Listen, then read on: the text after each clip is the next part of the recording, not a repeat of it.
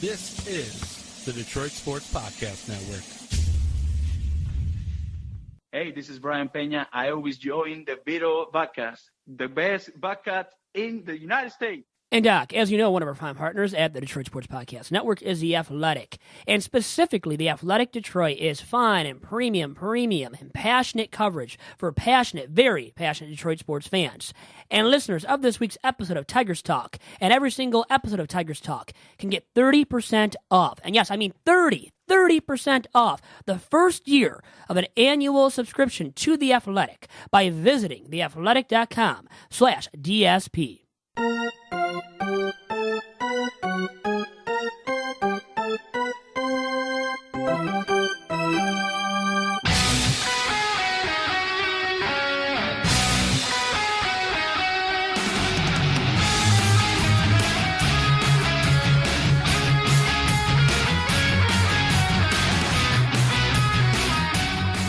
And welcome to the latest, the freshest edition of Tigers Talk with Chirco and Company. I'm your host, Vito Geronimo Chirco, alongside my usual sidekick and broadcast partner in fun. That is Doc from Doc and Jack, John Charles Macaroon. John, how are you doing on this blessed and beautiful Tuesday afternoon in the month of July? Vito, I always enjoy the week of podcasting. We got a lot to talk about this week on Tigers Talk. My goodness. They split with the Texas Rangers over the weekend. A wild opening contest versus Tampa Bay. Sure. I mean, they get down super quick, and they come back, they fight, they tie the game, they get down, they tie the game. And unfortunately, in extra innings, the Tigers lost the opening game to the Rays. Big problems with Francisco Liriano. His trade value has dipped significantly. And I just happened to pull up an old tweet when he was signed. I said, I don't really think that $4 million is justified. Everybody jumped down my throat. They said, we're going to flip him. That's why they got him. Sure, right. But guess what? He has to perform in order to be flipped. And unfortunately, right now, in terms of his last couple starts, they haven't been that good. But all in all, we'll talk about Joe Jimenez being named to the All-Star team, Nick Castellanos is snubbed, and we'll have a great guest in Johnny Kane. What say you, sir? What's going on in your world, and what's going on with the Detroit Tigers? Well, I love having Johnny Kane on the podcast on the first time ever. Now, has he been on the DSP Network airwaves before? He has. He was, right? That's how you got his number, and I'll admit that John Macaroon gave me his number. I contacted Johnny. Very pleasant to deal with, and gracious and willing to do this podcast segment this afternoon. For those that don't know, I also do a one-on-one feature series, just kind of getting the background stories of media members, important people, and getting stories of those that work in sports or athletes and things like that. And Johnny Kane was the first guest of the one-on-one podcast. He graced it. He was the first person I reached out to. We had a fun hour conversation. We joked. It was almost 3 years ago that we chatted. Wow. And then we've tried, every season since, but he's busy, and sometimes our schedules don't line up with recording. But it finally lined up again. He makes his long-awaited return to the DSP airwaves talking Detroit Tigers. And first time ever on Tigers Talk, which is great, too. So the first time I get to speak with the man with the finest hair in all of Metro Detroit and Detroit sports media, maybe I might make that quip when I have him on the line as well, on Vito's VIP line. And, always great having these guys on that have the media credibility and cover the team, themselves and are that close to the action, talk to the players, and really want to get from him as well, John, about how Nick Castellanos has reacted to being snubbed from the American League All-Star team, which many people, I assumed he was going to make it. God, he would be the Tigers' lone All-Star representative. And then he doesn't get elected, doesn't get on the team, and Joe Jimenez does, who was deserving, by the way. Great numbers, great ERA, great fielding, independent pitching. He can strike out batters, great late-inning arm this season thus far for the Tigers. But still, with the youth that he has on his side, and Castellanos is young too, relatively speaking, but I thought Casty deserved it at this point. In his career, he's been in the majors longer and having a great season too. 15 home runs, 55 ribbies, 306 batting average, and most importantly to me, a sexy OPS, an 884 on base plus slugging percentage, John, which tells me that this guy deserved to be on the American League All-Star team roster. But at the same time, there is also a numbers game. A.J. Hinch, the manager of the AL team, also had to look at who the fans voted in. The top three were amazing. And so there's also a caveat that every single team must have one representative. And so it came down to a numbers game. But, okay, so yeah, it's about the number of players at each position, which you're right. That's what you're getting to there. But still, I mean, if you're going to pick one guy from the Tigers, just most deserving still was Castellanos. Now, they needed bullpen arms, I guess. So if you want to get a nice bullpen arm for your, the game, well, you're going to probably take a guy like Joe Jimenez, who was deserving. He was. I'll give him that much too, Doc. Do you think that Nick Castellanos will be an all-star later on in his career? Well, I could see him still like taking a spot of somebody that is hurt, has to be removed from the roster, or doesn't want to play in the game for some odd reason, which now, guess what? It's an exhibition match. So when it's an exhibition game, not as many people want to play in it, are willing to play in it, even though there's a nice payout. I know there is some kind of payout. We talked about it last year, too, when they first switched back to the All-Star game not meaning anything for home field advantage in the World Series, which it should have never meant, right? Should have never determined, I think, home field for the Fall Classic, which it did for all those years, all those consecutive years, and getting back to what it once was with last season, which was an exhibition. It was an exhibition match. Now it is once again. And has it returned to all its glory? I think it's lost some esteem and some steam from the players in terms of them wanting to play in the game. But still, I think you had to revert back to this model of the game not meaning anything and not determining home field advantage in the Fall Classic.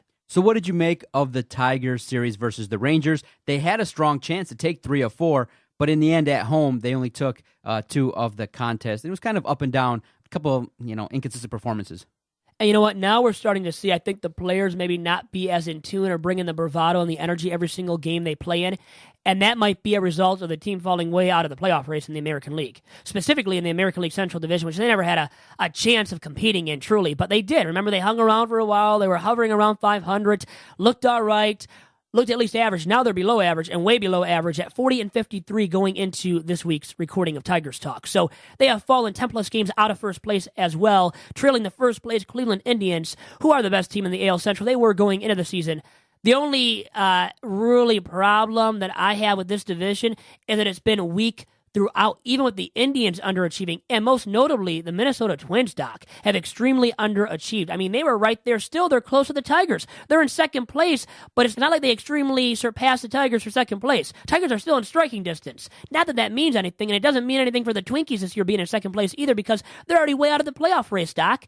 Have you seen the playoff race in the American League? It's already down to 5-6 teams. We already know the teams that are going to make it more than likely. The A's are the only team outside of the playoff race right now, Doc, outside of a wild card spot that could claim a wild card spot. Everybody else, it's all settled. We have the Yankees, the Red Sox. We have the Indians. We have maybe the Mariners. But we have the Astros for sure, and then maybe the Mariners, maybe the A's. The A's have the best shot of a team that's outside of the playoff race right now. And so, looking at the Tigers as well, another name that you just kind of wrote off and we've discussed, Jordan Zimmermann. Sure. Who's done a lot better of late. According to Fangraphs, they say that he's back, meaning that he's kind of performing at a level where if he can maintain consistency, we could definitely utilize this opportunity for him to maybe continue to go forward and pitch this well as upping his trade value should a team in the National League want to take a chance. But obviously, if the Tigers are going to move Jordan Zimmermann, they're going to have to take on a lot of that contract. But it's still better than taking on more than $20 million of it. If you can just take out a chunk of it, pay the other team to take Jordan Zimmermann off our hands, all we can do is root for Jordan Zimmermann to continue to pitch well. It is at least nice to see some remnants of the old Jordan Zimmermann. Well, his most recent outing was a double-digit strikeout performance. His first one since 2014, the end of 2014, when he was a Washington National and was pitching against the Miami Marlins the last weekend of the season.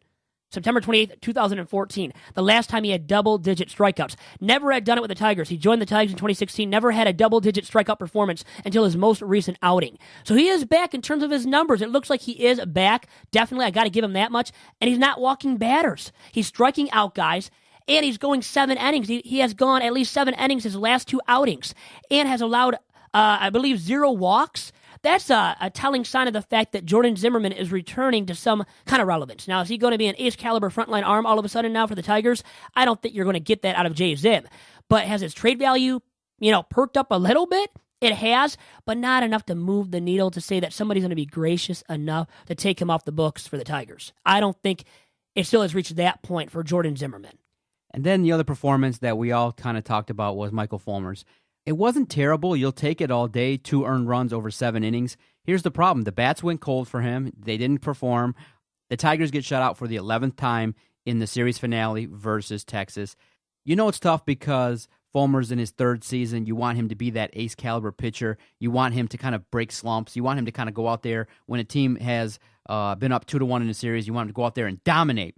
But if the bats don't help you, you get a stat line like that, and there was a significant error in that game that resulted in a run, and he did, after the home run, kind of settle in, only gave up those 3 runs throughout the course of 7 innings. But here's the problem. Michael Fulmer, something's off. It's just something's different about Michael Fulmer. I don't see that bulldog, rugged mentality that I want to see. Meaning, yeah, he can fight through games. He can battle. But I'm talking about going out there and just battle, not giving up the early home runs, not blowing up for that one inning, going out there and consistently, maybe when your team needs you, having a shutout performance. Nothing wrong with that. But at the same time, he's doing an okay job. I think he has solid trade value, and he's showing good things for the scouts, but something's up with Michael Fulmer. He's done okay, but not good enough. He hasn't been clearly dominant from start to start, which is something that's a little bit, I think, scary to the Tigers and fearsome. If you're going to fear something with Michael Fulmer, I think up to this point in the season, you can clearly say that he has not been as consistently dominant from start to start, and that is a concern for the Tigers, I believe, their entire front office and organization.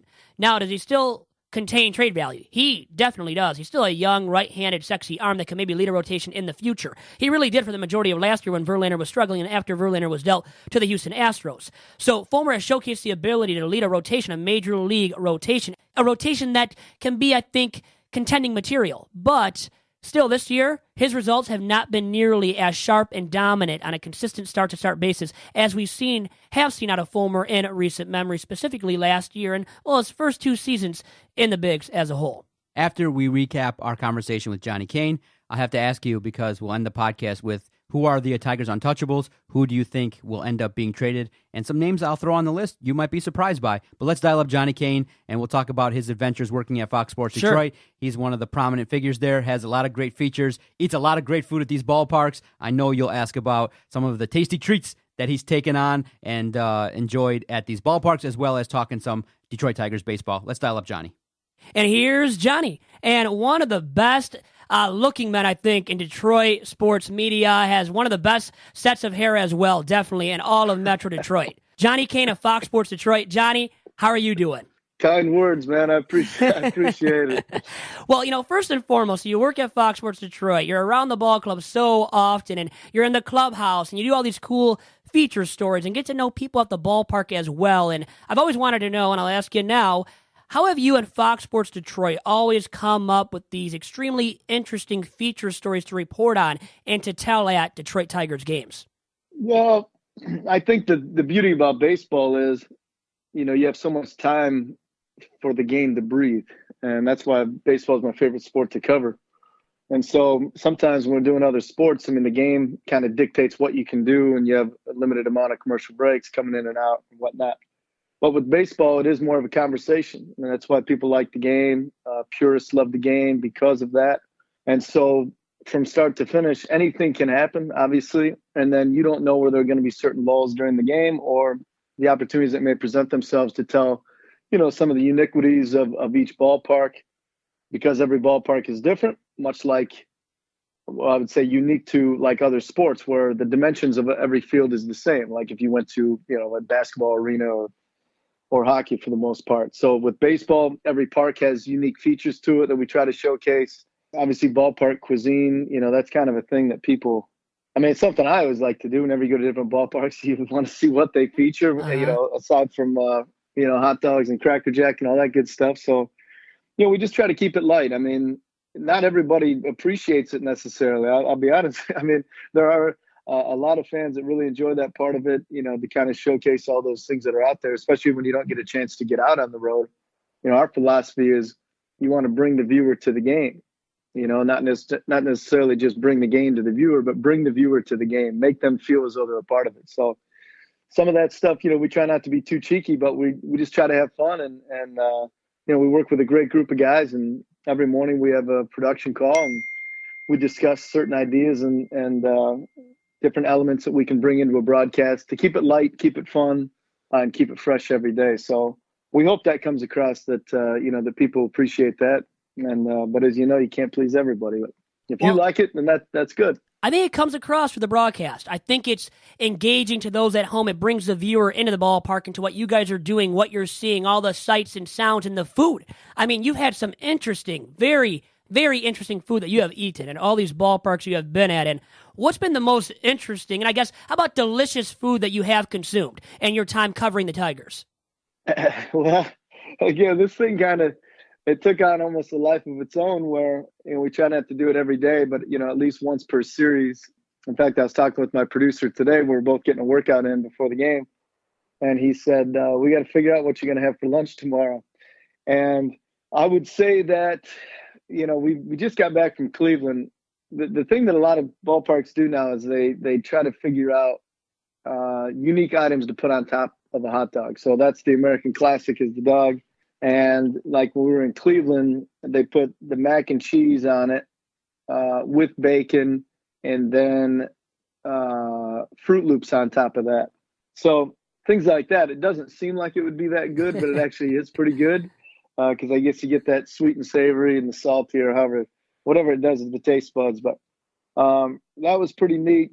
And I don't know, man. There's been so many. They have the trashy tacos out in Houston, which actually we're going there after this road trip to Tampa. So they've got, every place has something unique, but I don't know. That slider dog's pretty unique that they have there in Cleveland. It sounds really good, and a lot of exotic eats. I can tell that much through what you just told us and what I've seen on the Tigers broadcast on Fox Sports Detroit. It is Johnny Kane of FSD joining us on Tigers Talk via Vito's VIP line. And pivoting to the Tigers on the field now, and speaking of sweet, Nick Castellanos' swing has been sweet all season long, yet he was left off the American League All-Star Team roster for some odd reason with 15 home runs, 55 ribbies, 306 batting average, 884 OPS. So he has all the sexy offensive numbers across the board, yet was left off of the team. What are your thoughts on that? And being around the team and inside the clubhouse and talking to Nick since, what has he had to say about being left off the American League roster for the All-Star game? Well, I think the biggest thing is, there isn't a single guy in the clubhouse that is wants to take anything away from Joe Jimenez, earning the All-Star nod. But to the point of Nick, and that's what Nick had said. Nick's handling it like a professional. He's still a young player in this league, and his numbers speak for themselves, as you mentioned. But, he said, it's not about him. He's happy for Joe, and he's going to continue to go about his business. I think from a player standpoint, you always, as your teammate, it's like anything in life. It'd be like if it was your brother or sister, you're always rooting hard for them. If it's your teammate, you root hard for them. But his credentials speak for themselves. And so when you look at some of the other candidates that are on the American League roster, you could say, well, is Nick better in this category? Like his hits, he's tied for 4th in the American League. Doubles, he's ranked for 6th. RBI is tied for 14th. So the case is there to be made. But like I said, in every clubhouse, like take Blake Snell, for example, in Tampa Bay. He has the lowest ERA in the American League, and he's left off. So, we're talking to the guys, Kevin Kiermaier yesterday. We actually talked to Blake Snell too. And they're frustrated because he was left off the roster. So they've got a case to make, and there are other teams around the league that have cases to make. Certainly, Nick is I think that he should have gotten on. I don't think I'm saying that as a biased, team reporter. I feel like his credentials speak for themselves. But it's just the way that the system is. And, the fans have obviously a large say in deciding who's on the team. The players themselves have to submit their ballots, weeks in advance of the All-Star game. And sometimes numbers can fluctuate. I don't know if you've ever covered say high school sports or whatever. You're in a tournament, and then they come around with the ballot like at halftime for who the MVP of the tournament should be. I don't know if you've ever done that. And I've always thought, I understand they need to get their affairs in order, but it's like, well, we're waiting. That's too premature to decide who is going to be the MVP. I feel like the same deal or similar deal to Major League Baseball when they nominate these All-Stars is that maybe the player vote is a little bit too far in advance, that they should wait and let those guys vote a little bit closer to the actual All-Star game. But again, there's a lot of logistics to consider with all that. So everybody has ideas. It's an imperfect system. Baseball is trying to do the best they can. Every team has a member, which is great for fans of every organization that gets an opportunity. So listen, is there one sweeping stroke or one measure that could be made to make it perfect? The selection process? Not necessarily. It's the same in NCAA basketball come tournament time. That's just what we do as sports fans. You're always going to say, is it a perfect method? Or when they had the BCS for football, the playoff committee, all that stuff, right? Everybody could say, here's a different way we could do it. So there's always different ways. Unfortunately for Nick Castellanos, he got left off this year, and it's unfortunate. But the bottom line is he's still a phenomenal player, and I would be surprised if he is not an All-Star, as soon as next year. always different methodologies to the madness. And Casty was definitely snubbed, and Jimenez definitely deserved to be on. I mean, he was deserving, and I think that's clear-cut as well. Now, Casty out and right. There's been a lot of chatter over time now since he garnered that position full-time starting there this season that he's had some struggles, and, they have been noticeable at times. How do you think he has progressed since day one out there in right? Well, I think there's been great progression made. I mean, unless you've ever played the position, and we're not trying to take anybody off the hook, but, I played right field, not at the high level, but I played outfield, and it's a different animal when you grow up used to playing infield. So it takes time. It takes repetition. I mean, Nick's out there every day. I mean, you're shagging balls. You're trying to get good reads off the bat. You're trying to figure out, you're trying to anticipate. You still want to play the outfield like an infield. You're always anticipating plays, but the ball just comes out differently. There's never a ball that comes in necessarily straight at you. They're always knifing away from him. And, like there was an instance in this Rays series where one got lost in the ceiling. Well, when you don't play in Tampa all the time and you're trying to pick one up, if you take your eyes off it for a second, with the white ceiling here at Tropicana Field, it's tough to pick back up. And so if you haven't grown up your entire life playing the position, it takes a little bit of time. He's a world-class athlete.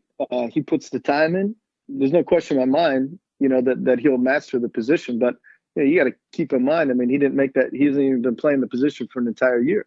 So I think it's premature for people that are saying, oh, he's not necessarily a great fit out there. It's going to take a little bit, and you got to be patient with it. But anybody that makes position changes, I think about, I've made the comparison, but, before I moved to Detroit, I used to cover the Kansas City Royals, and they had a third baseman who was the top pick named Alex Gordon, and wasn't cutting the mustard at third base. And everybody thought, well, what are we going to do with him? He couldn't hit. He wasn't hitting to the level they wanted him to. And they moved him to left field. And what happened? He wins 4 straight Gold Gloves. So he was able to, now he just moved back from third base to left field. Now next moving from third to right. But the idea is, in time, Alex Gordon became an all-star caliber major leaguer after a position change. And what are we talking about? We're talking about Nick Castellanos, who nearly was an all-star this year. His offensive numbers have not regressed. In fact, they've progressed.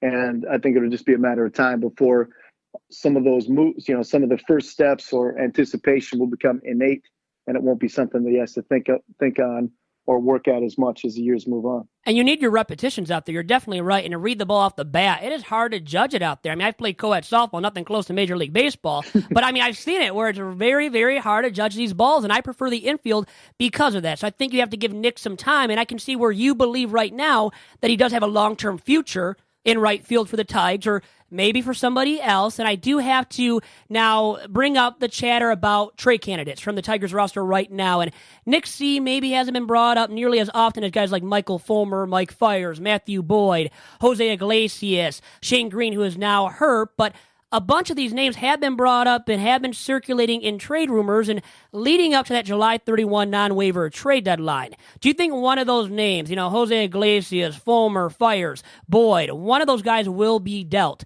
by that July 31 non-waiver trade deadline?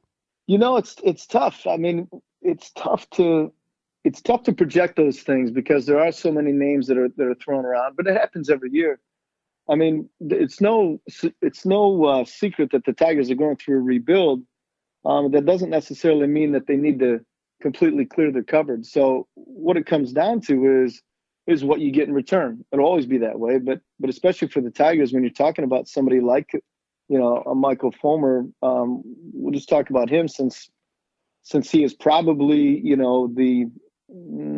say maybe the most coveted as far as a non-position player is concerned. Well, they still have control for the next 4 years with Fulmer. So you would say, what could you get in return?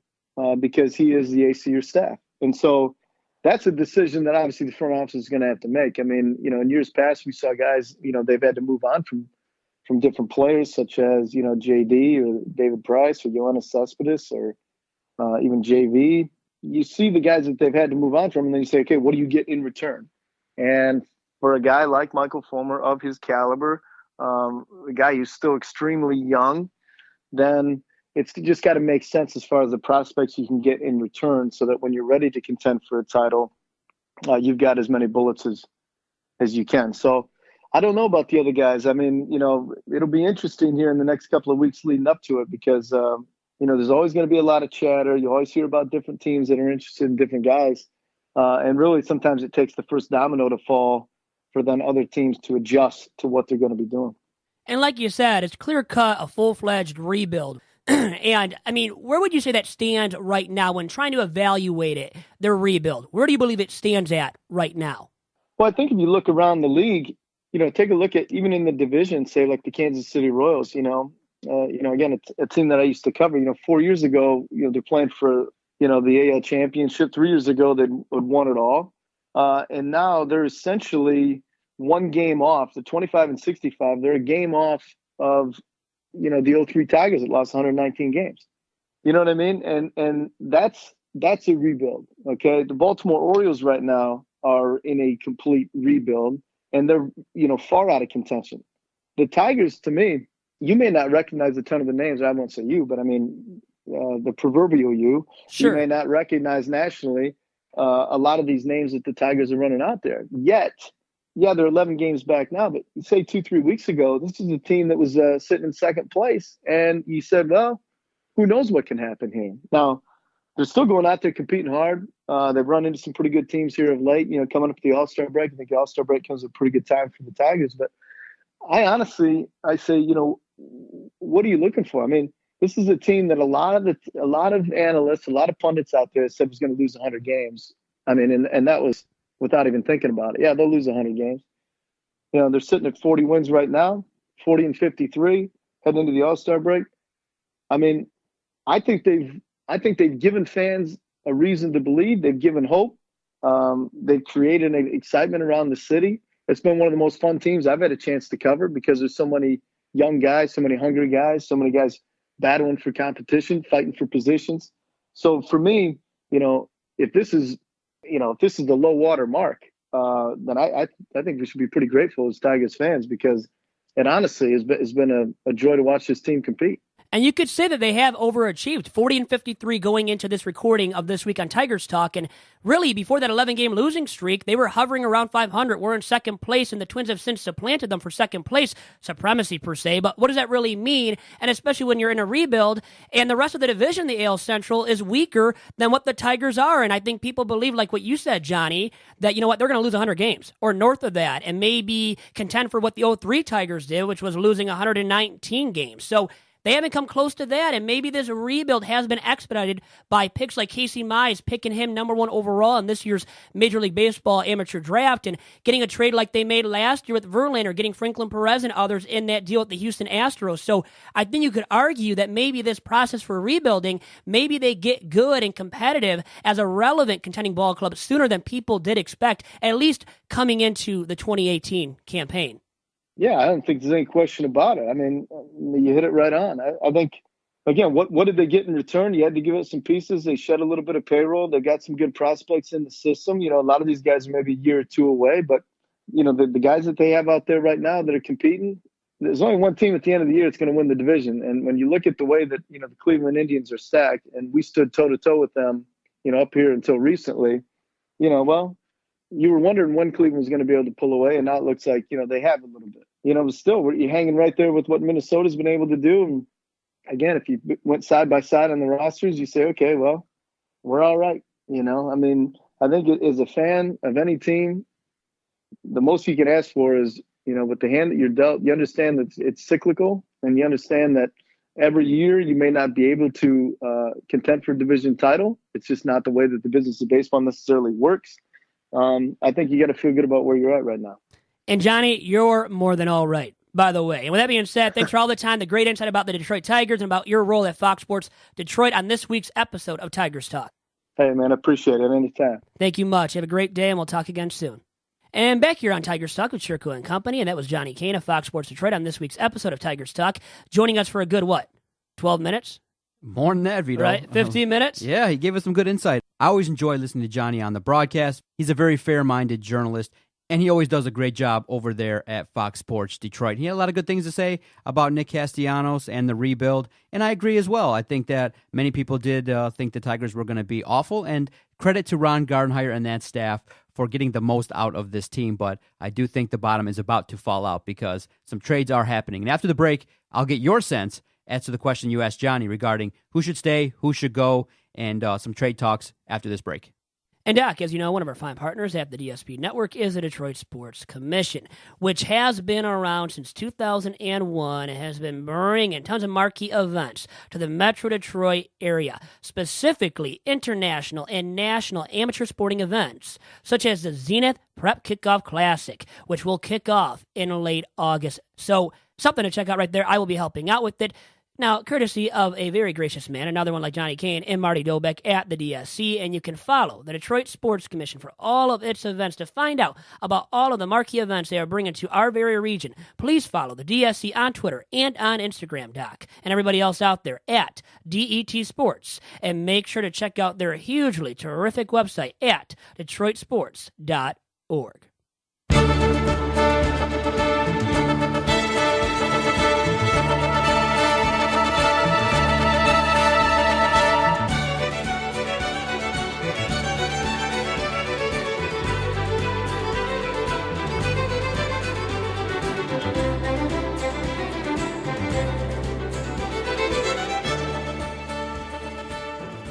And back here on Tigers Talk with Chirco and Company, and we have some trade candidates from the Tigers to discuss. And, you know, Johnny had brought up Michael Fulmer. He's the biggest, sexiest trade piece for the Tigers on this year's roster. But how about Nick Castellanos? Maybe he does get dealt, at least eventually. Has a lot of trade value right now. Maybe not as prominently as Michael Fulmer, and because of some of, Castellanos' defensive mishaps in right field and not being totally confident and capable out there yet in terms of judging fly balls, as Johnny and I talked about. But Fulmer, Castellanos, Doc, Mike Fiers, Matthew Boyd, Jose Iglesias, maybe Shane Greene, currently on the disabled list. But all these names could be dealt by that July 31 non-waiver trade deadline. Yeah, it's one of those situations, Vito. I know you asked Johnny regarding who the Tigers should trade, and I know we all want to, but are you also reading the comments and some prognosticators saying that right now it's a buyer's market? So in essence, what a buyer's market means is a lot of players are going for cheap. And what Al Avila and the Tigers are tasked with is trying to maximize return. So it's just an unfortunate situation right now in the way that things have shaken out, is that if you're looking for a situation in which you get the most out of this, I would be surprised if the Detroit Tigers made a huge splash. I don't think Fulmer's going anywhere. I don't think the likes of Nick Castellanos is going anywhere. You might make a move maybe for a Jose Iglesias. You might make a move for a Fiers, maybe if you get something back in return. But I'm expecting it maybe to be quiet this go around in July. Well, I think it could be because I don't think Fulmer will be dealt now. I don't think Nick Castellanos is going anywhere. Mike Fiers could be, but you know what?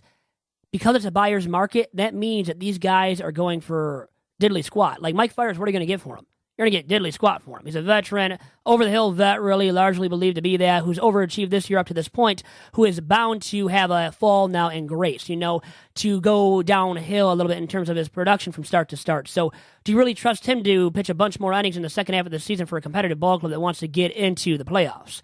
You really can't count on that with Mike Fiers right now. Maybe the lefty Matthew Boyd, maybe he gets dealt, and I think you're hearing that name more and more. He's a Seattle native, might end up with the Mariners. Jose Iglesias, I could see being dealt, and Shane Greene. I think Shane Greene, at least at one point, was the sexiest, or at least the most likely candidate from the Tigers roster right now to be dealt by that July 31 non-waiver trade deadline. Now, since he has struggled, and before the injury had struggled, maybe his value has gone down at least a little bit. Iglesias' value, I think, has stayed stagnant. And Matthew Boyd, his value's gone down. It's like all these guys' values have gone down outside of Mike Fiers. But Fulmer's hasn't increased. So, I mean, who are you going to get for these guys, too, if you deal them? Like Mike Fiers, you're not going to get, once again, a great value in terms of a great coup of prospects to build around for the long-term future. So you have to take that into account as well when you're a fan and you look at this ball club and what they could get to even further expedite their rebuilding process. So you have to remember that with Fiers, and especially him since he's a veteran. Francisco Liriano, same thing with him.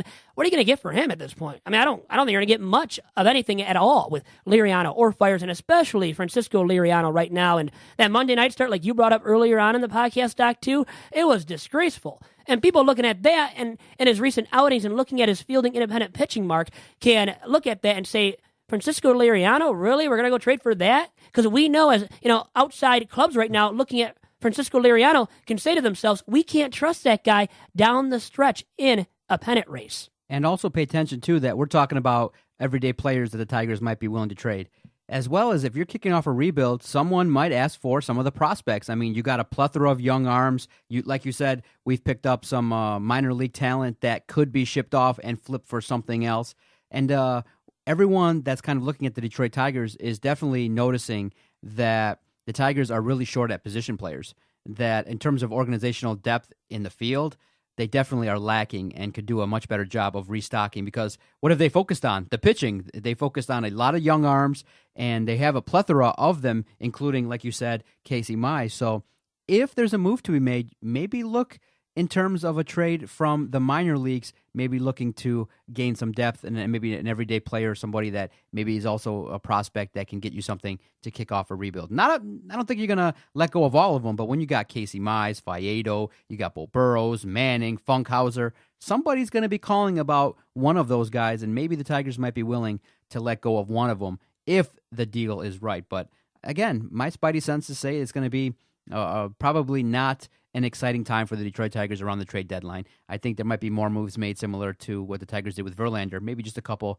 waiver moves that take place in August. Well, it's all the organizational depth the Tigers are building right now, and that's the point of stacking these farmhands and keeping them and not dealing them right now, not flipping them for positional prospect bats, positional prospects in general. And they could beef up the positional prospects in their farm system. They could still use that. They really could, and I think their aim will be to build up their farm system when it comes to positional prospects moving forward.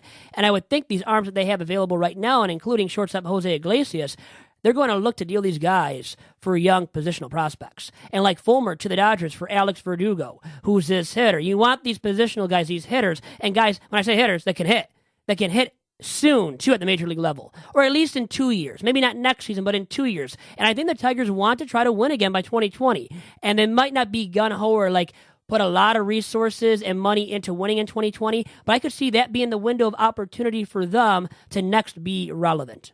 All right, Vito, what's upcoming for the Detroit Tigers in the next 7 days? Well, after this 3-game series against the Rays, you have the Houston Astros and then the All-Star break. The All-Star, the Home Run Derby, and the All-Star game. So JV does return. You have to face him. It will be mighty tough to knock him off, won't it be? But it's on the road. The Astros. It's on the road. And on the road. So you go from the Rays on the road in Tampa at Tropicana Field to Houston, Minute Maid Park. Ooh. So bloodbath right there in Houston. And then Justin Verlander and that mighty tough Astros rotation and team as a whole. I mean, good luck. They got 3 games there. Good luck winning one of them, honestly. Now, we've got to be pessimistic, but hey, they could surprise. Maybe they do before the All-Star break. But I think going into the All-Star break, they would have won it the most against the Houston Astros. Okay, great podcast, sir. Before we get out of here, I'm going to ask you this.